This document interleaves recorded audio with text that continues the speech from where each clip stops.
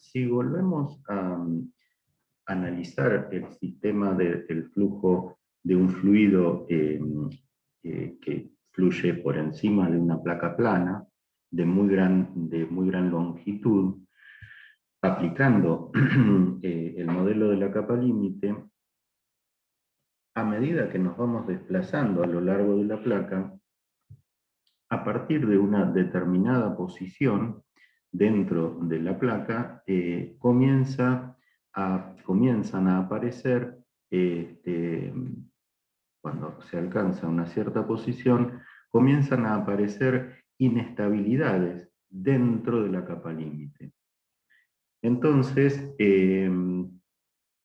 eso produce la aparición de torbellinos que inicialmente son transitorios, y finalmente se llega a una situación en la que la capa límite, que era laminar, o sea, todos los elementos de volumen, cada uno se trasladaba por su carril, para hacer una analogía. Entonces, la capa límite se transforma de laminar en turbulenta. Siempre, ahora lo vamos a ver en un esquema, en contacto muy cercano con el sólido, va a seguir existiendo una región de flujo laminar, pero ahora de un espesor muchísimo más pequeño que el espesor de la capa límite, que ya era pequeño. Bien, esquemáticamente, eso lo tenemos representado en esta figura. La parte rayadita representa la placa plana, tenemos aquí nuestro sistema de ejes, el eje X, el eje Y, como ya habíamos analizado, y entonces en esta longitud, hasta este punto, la capa límite es laminar. Entonces, cada elemento de volumen que se está moviendo lo hace sin cambiar de carril. O sea, siempre se mueve en el carril que le corresponde según la distancia a la que se encuentre del objeto. Pero superado un cierto valor de X, llamémosle, no sé, X1, comienza una zona donde se forman torbellinos que son inestables. Esa región es una región de no muy gran longitud, y se denomina zona de transición. Superada esa zona, entonces la capa límite deja de ser laminar y entonces, fíjense, los elementos de volumen se mueven aleatoriamente. Puede ser que, como está indicado con esta flechita, un elemento de volumen que está en una región de velocidad elevada, como sería este que está aquí, se mueva hacia una zona de velocidad menor, o que uno que está en una región de menor velocidad se mueva hacia una zona de mayor velocidad. Es decir, esto permite un gran intercambio de cantidad de movimiento entre los elementos de volumen, porque se desplazan de una región a otra en la dirección Y. Mientras que cuando la capa límite es laminar, la única alternativa de transferir cantidad de movimiento que tiene este elemento de volumen, que está en una zona de mayor velocidad porque está más lejos del sólido, a este otro elemento de volumen, es por roce a través de estas caritas de los elementos de volumen. Acá el roce sigue existiendo, pero se vuelve mucho más importante el desplazamiento convectivo de los elementos de volumen que, pudiendo provenir de una región de alta velocidad, se dirigen hacia una zona de menor velocidad. Y como les decía, como se tiene que cumplir la condición de velocidad cero en la interfase, bueno, entonces siempre va a existir una subcapa límite que es de un espesor realmente muy pequeño, donde prácticamente se produce la totalidad de la caída de velocidad en el perfil de velocidad. El grupo que ya vimos, denominado Reynolds X, que tiene la misma expresión que el grupo dimensional de Reynolds, solo que aquí, en lugar de existir una longitud fija,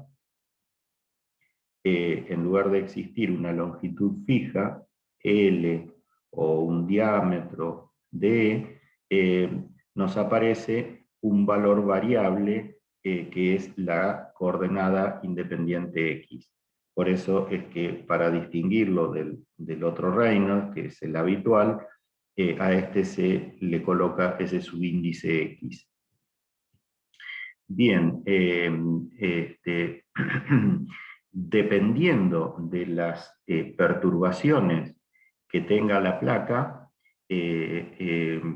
la transición de laminar a turbulenta ocurrirá a menores valores de X o a mayores valores. Porque fíjense que si la placa, en lugar de ser perfectamente lisa, tuviese rugosidades, ¿qué es lo que hacen estas rugosidades?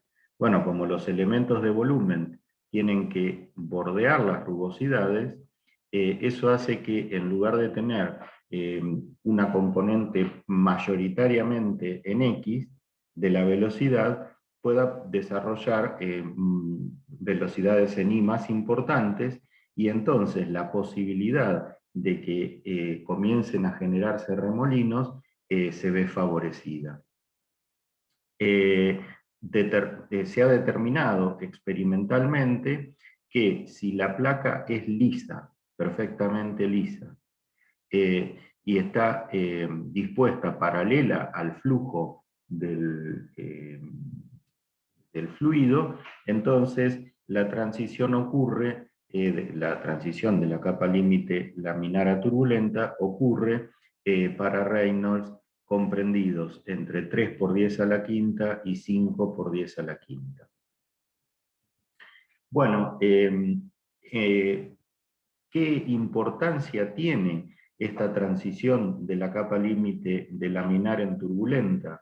Bueno, lo que sucede es que, como les mencionaba aquí, cuando la capa límite pasa a ser turbulenta, los elementos de volumen pueden intercambiar mucha cantidad de movimiento. Este mismo fenómeno de transformación de capa límite laminar en turbulenta ocurre en objetos curvos donde se produce, recuerden, el desprendimiento de la capa límite. Entonces,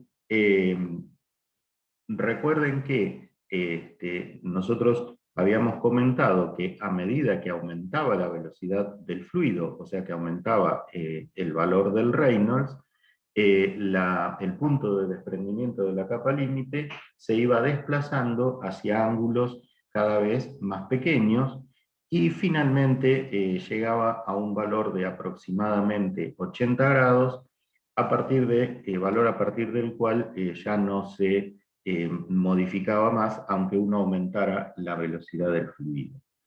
Bueno, si antes de que se produzca el desprendimiento de la capa límite, estamos en condiciones tales que la capa límite se transforma de laminar en turbulenta, entonces ese mezclado de elementos de volumen permite que los elementos de volumen que están un poco más lejos del sólido se muevan libremente hacia las cercanías de la interfase sólido-fluido, le transfieran cantidad de movimiento a los elementos de volumen más cercanos al sólido, y entonces estos pueden vencer más fácilmente el gradiente adverso de presión, de manera tal que el punto de desprendimiento, que por ejemplo estaba en 80 grados, bruscamente, cuando la capa límite se transforma de laminar en turbulenta,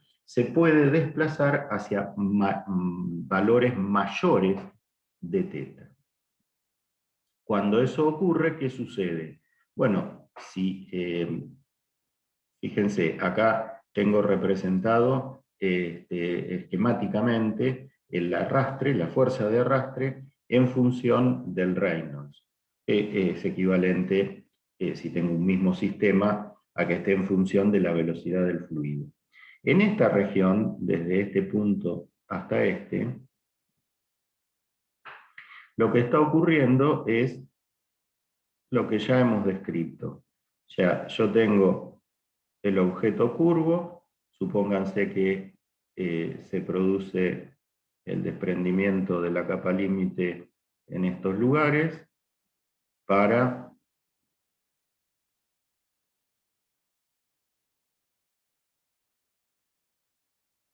este Reynolds. Entonces, tengo esta región de baja presión. Cuando me muevo hacia valores de Reynolds mayores, ¿qué sucede? Bueno, el punto de desprendimiento se corre hacia ángulos menores. O sea que, si vuelvo a dibujar el cilindro o la esfera, puede llegar a ocurrir, por ejemplo, que se desprenda en este punto. Entonces, ahora tendré, exagerando, algo así. Tengo toda esta zona como una zona de baja presión y, en consecuencia, como lo indica esta parte del gráfico, la fuerza de arrastre va creciendo. Ahora, si yo sigo aumentando la velocidad, me sigo moviendo en esta dirección, puede ocurrir, como dijimos, que la capa límite transicione de laminar a turbulenta. Los elementos de volumen cercanos a la superficie del sólido reciben cantidad de movimiento de elementos de volumen más lejanos, porque pueden moverse en cualquier dirección al ser turbulenta la capa límite, y entonces, bruscamente, en un punto como este, la transición, el desprendimiento, que estaba ocurriendo en 80 grados, se desplaza hacia un ángulo menor. Por ejemplo, hacia un valor como este que está acá. ¿Qué sucede entonces con la región de baja presión por detrás del objeto?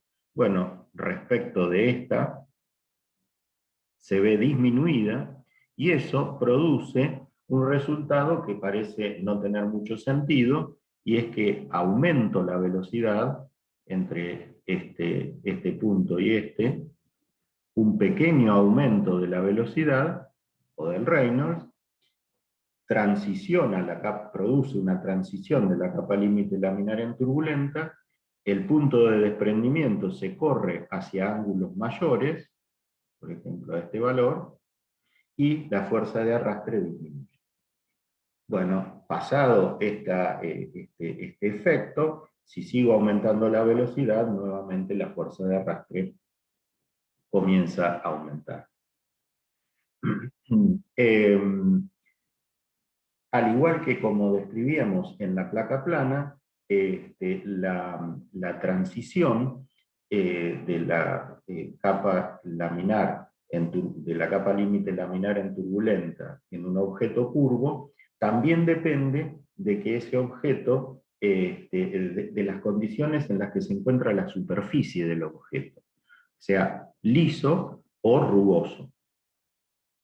De tal manera que si nosotros tenemos objetos con su superficie rugosa, objetos curvos con su superficie rugosa, es posible, en determinadas condiciones, forzar la transición de la capa límite laminar en turbulenta y entonces disminuir la fuerza de arrastre que el fluido ejerce sobre el objeto. Un caso emblemático, digamos, es el de las pelotitas de golf, que no es casual que no sean lisas, sino que tienen hoyuelos. Estos hoyuelos, podríamos pensar, son como rugosidades al revés, digamos, o sea, una pelotita con rugosidades sería que tenga, perdón, que tenga rugosidades así.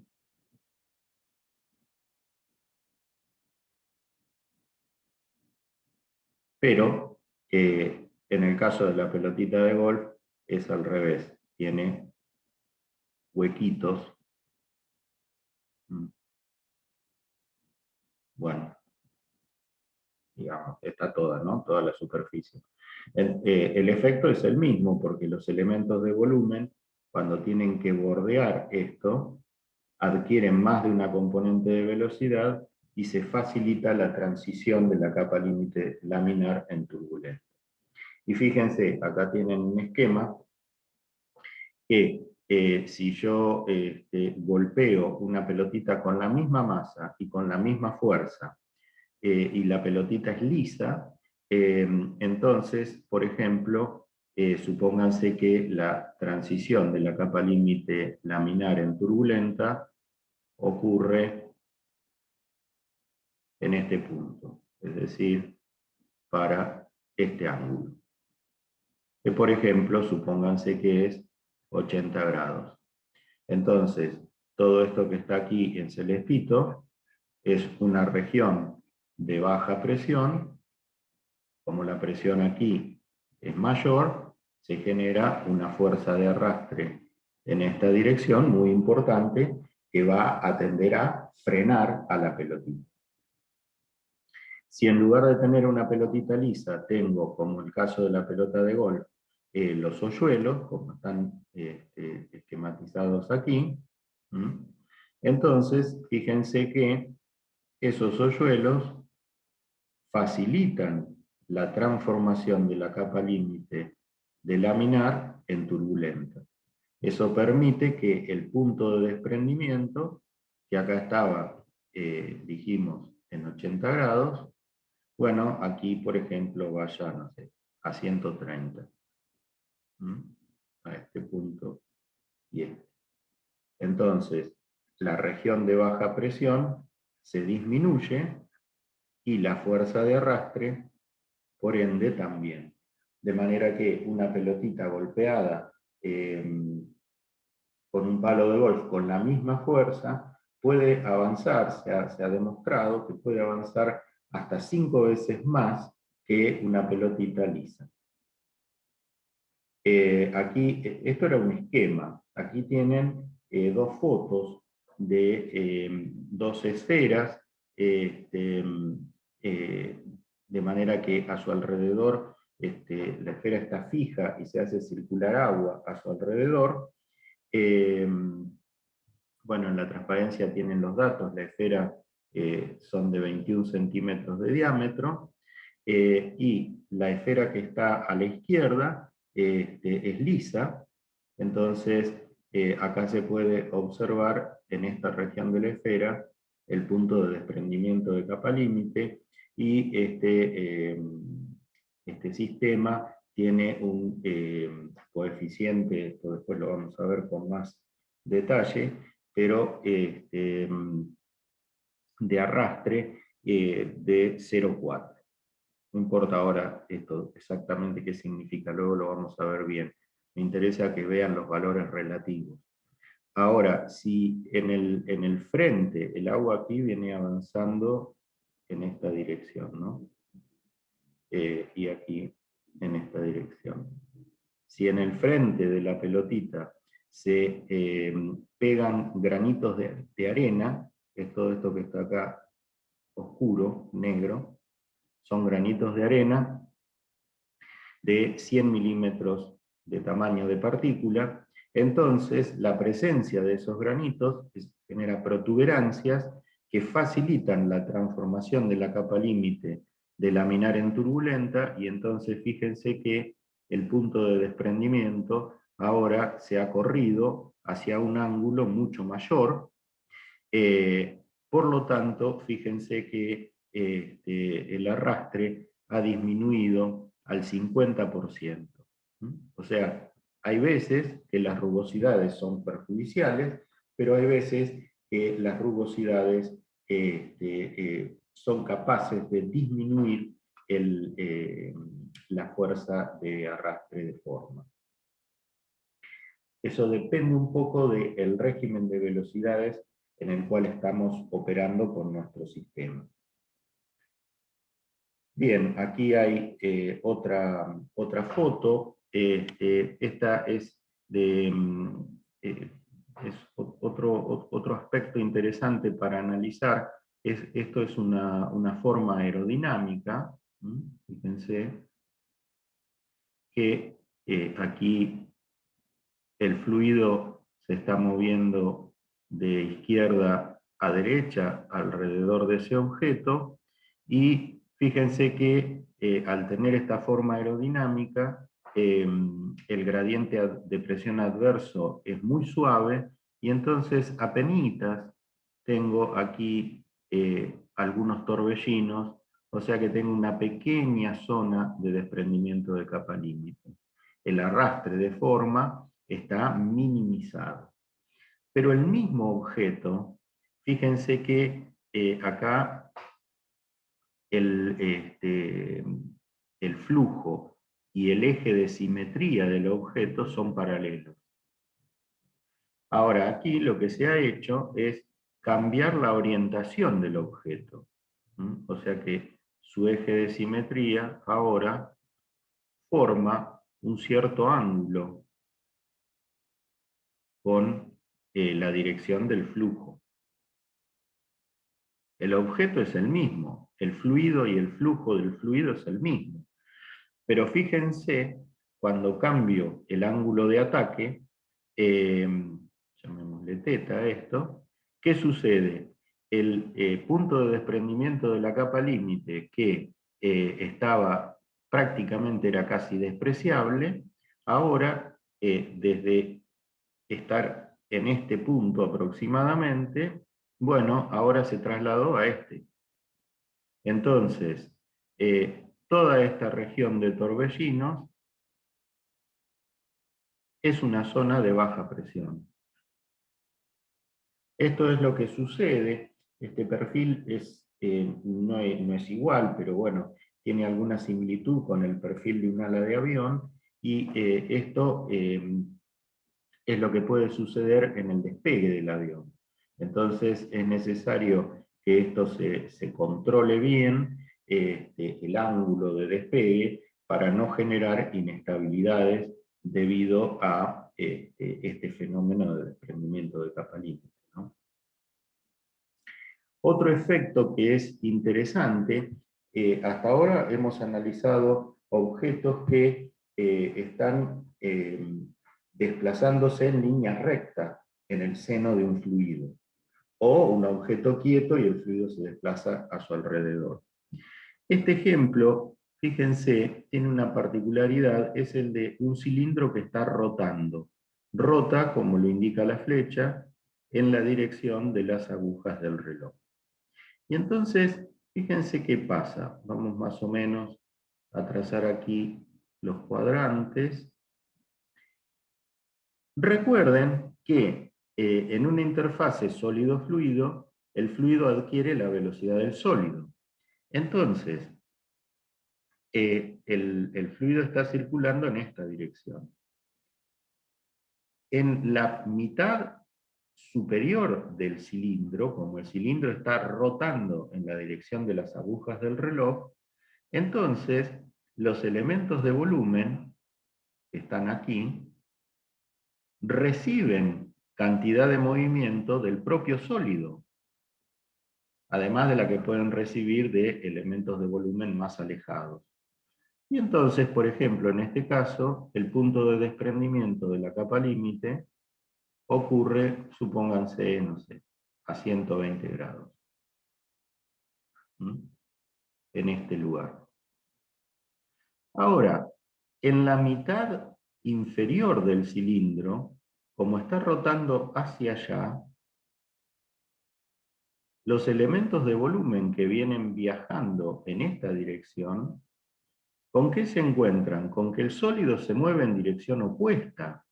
Entonces, el sólido que está rotando, en lugar de sumarle cantidad de movimiento a esos elementos de volumen, se lo resta.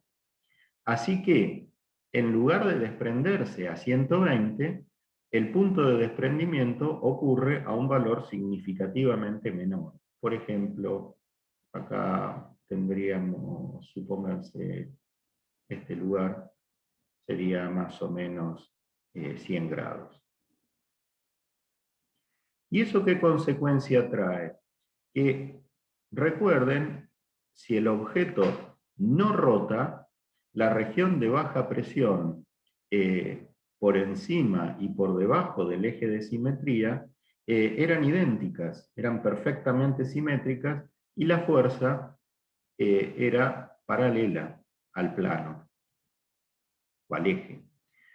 En cambio aquí, como la zona de baja presión que tengo por encima es mucho más pequeña que la que tengo por debajo del eje de simetría, que es toda esta turbulencia, entonces la fuerza de arrastre, en vez de ser horizontal, adquiere un cierto ángulo. Por eso es que si un objeto rota en el aire, por ejemplo, y se desplaza, además de sufrir un arrastre, se va a alterar su trayectoria. Bueno, como para ir ya terminando, nos queda por analizar un tema que recibe el nombre de longitud de entrada en los conductos, y ese se denomina longitud de entrada en un conducto a la distancia que el fluido debe recorrer en el interior de un conducto para que las fuerzas se equilibren. Cuando las fuerzas se equilibran, recuerden que el flujo es desarrollado. A los fines prácticos, la longitud de entrada en un conducto es generalmente mucho más pequeña que la longitud que tienen los conductos que uno va a utilizar. Sin embargo, tienen la importancia práctica de que según lo que ocurra con el comportamiento fluidodinámico en esa longitud de entrada, se va a condicionar el comportamiento del fluido aguas abajo. ¿Qué quiero decir? Fíjense, aquí tenemos un corte del conducto, esta sería la pared superior del conducto, esta la pared inferior, y aquí tenemos el fluido que viene avanzando e ingresa en el conducto. Entonces, uno puede analizar esto teniendo en cuenta que cuando el fluido ingresa, comienza a desarrollarse contra la pared del conducto una capa límite, cuyo espesor va creciendo. Si el espesor de la capa límite es igual al radio se hace igual al radio del conducto y la capa límite todavía sigue siendo laminar, entonces el flujo del fluido aguas abajo va a ser laminar. En cambio, si antes de que el espesor de la capa límite adquiera el valor del radio, la capa límite se transforma de laminar en turbulenta, entonces el flujo del fluido dentro del conducto aguas abajo va a ser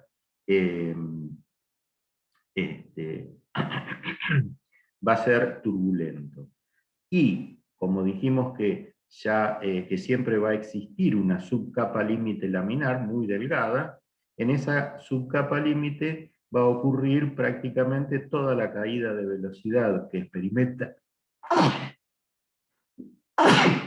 perdón, que experimenta el fluido, y luego el resto del perfil de velocidades va a ser prácticamente plano, porque los elementos de volumen se mueven en todas las direcciones posibles e intercambian mucha cantidad de movimiento y prácticamente no hay caída en la velocidad. Si tenemos un sistema con flujo laminar, entonces es posible hacer una estimación analítica de cuál es la longitud de entrada en un conducto, utilizando la teoría de la capa límite, y la expresión es esta que está aquí, esta constante por el Reynolds, por el diámetro del conducto. Pero no existe una expresión análoga para flujo turbulento. El primero que se dedicó al estudio al análisis de los flujos laminares y turbulentos fue Reynolds, justamente, un investigador, quien introducía filetes coloreados en agua que estaba fluyendo por conductos, y entonces pudo determinar que si esa agrupación, que hoy en día se denomina Reynolds, no es inferior a 2100, entonces el flujo va a ser laminar. Y si es superior a 2100, será turbulento. En realidad, la transición está condicionada, como ya lo analizamos antes, a cómo ingresa el fluido al conducto, si lo hace perfectamente paralelo al eje de simetría, y que haya aquí rugosidades importantes o no, de manera que actualmente en el laboratorio se ha llegado a demostrar que es posible tener flujos laminares si se extreman los cuidados con valores de Reynolds hasta 40.000. Lo que sí es que el valor de 2100 establece un límite inferior, o sea, valores de Reynolds inferiores a 2100 implican sí o sí que el flujo está trabajando en condiciones de flujo laminar.